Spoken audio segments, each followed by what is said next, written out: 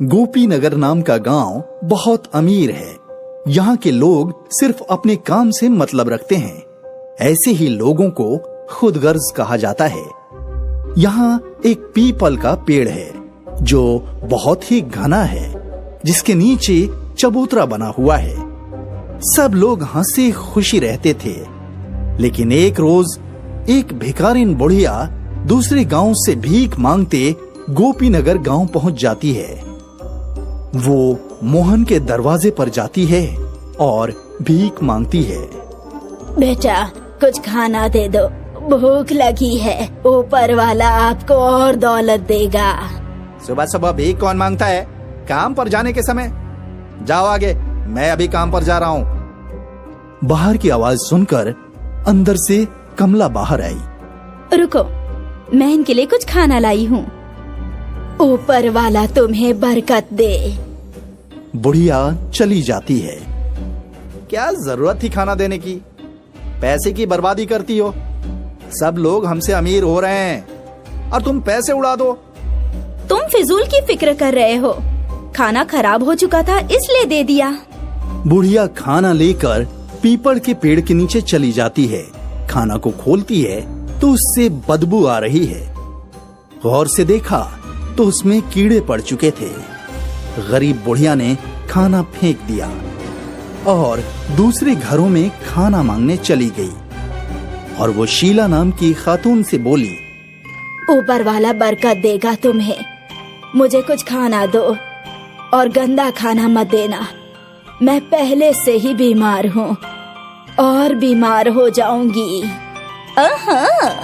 एक तो भीख मांगती है और ऊपर से फरमाइश। जाओ, नहीं है मेरे पास तुमको देने के लिए कुछ भी। गरीब बुढ़िया वहाँ से दूसरे घर में खाना मांगने चली गई। एक शख्स ने थोड़ा सा खाना दिया।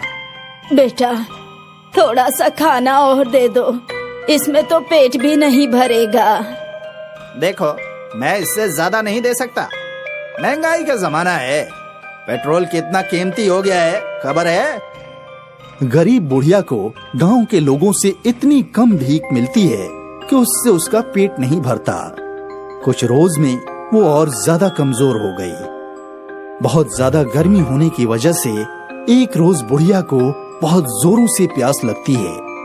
आसपास पानी ना मिलने की वजह से वो लोगों के घर जाकर पानी मांगने लगती है। लेकिन वहाँ के लोग इतने खुदगर्ज हैं कि गरीब बुढ़िया को पानी भी नहीं दे रहे हैं। कोई मुझे पानी दे दो, कोई मुझे पानी दे दो। उसे कोई भी पानी नहीं देता है। उसे देखते ही वहाँ के लोग उसे भगा देते थे। लोगों के घर जाकर वो बहुत थक चुकी थी, लेकिन उसे पीने का एक बूंद पानी मयस्सर न हुआ। चलते चलते वो उस पीपल के पेड़ के नीचे पहुंचकर बैठ जाती है। कुछ देर बाद बीमारी और पानी न मिलने की वजह से बुढ़िया का वहीं पर इंतकाल हो जाता है। बुढ़िया का इंतकाल होने के बाद यकायक वहाँ अजीब अजीब से वाकयात होने लगते हैं। जब रात को लोग सो रहे होते हैं तो आधी रात को एक खातून की तेजी से रोने की आवाज सुनाई देती है।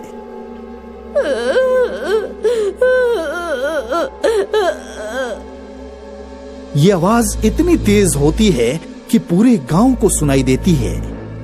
रोने की आवाज के साथ साथ चीखने की भी आवाज आने लगती है, जिससे लोग और खौफजदा होने लगते हैं। गांव के लोगों ने मीटिंग बुलाई। सब लोग उसी पीपल के नीचे जमा हुए। गांव वालों, ये क्या हो रहा है? गांव में रोज रात में एक औरत के चिल्लाने की आवाज सुनाई देती है। इसका क्या हल है? मेरे बच्चे बहुत डर जाते हैं।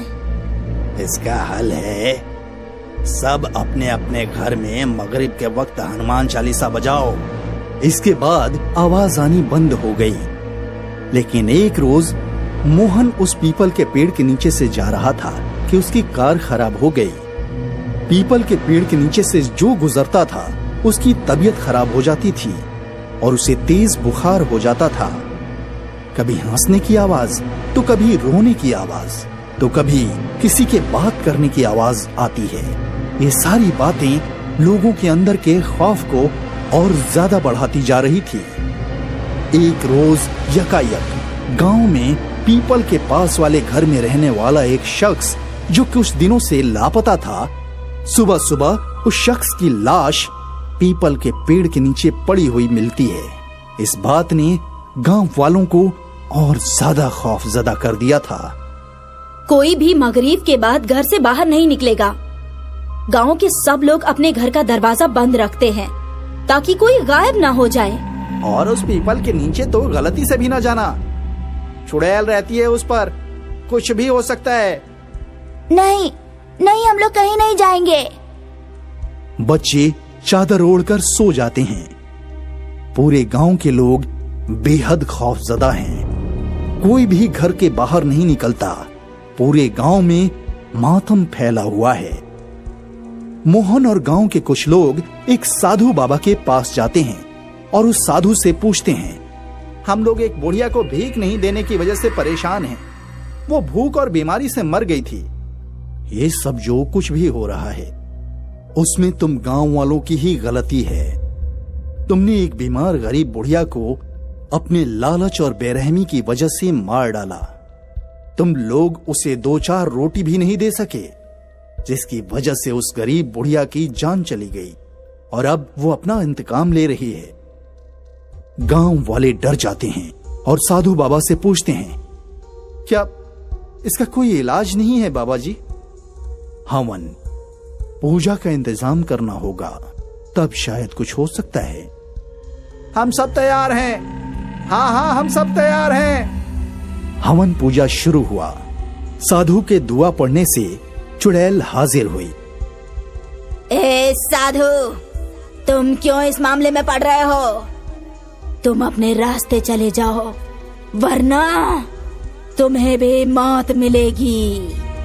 देखो, इंसान से गलती हो जाती है। तुम बताओ, तुम्हें क्या चाहिए? तुम्हारे नाम का मंदिर बनवा देते हैं। लोगों को परेशान करना छोड़ दो।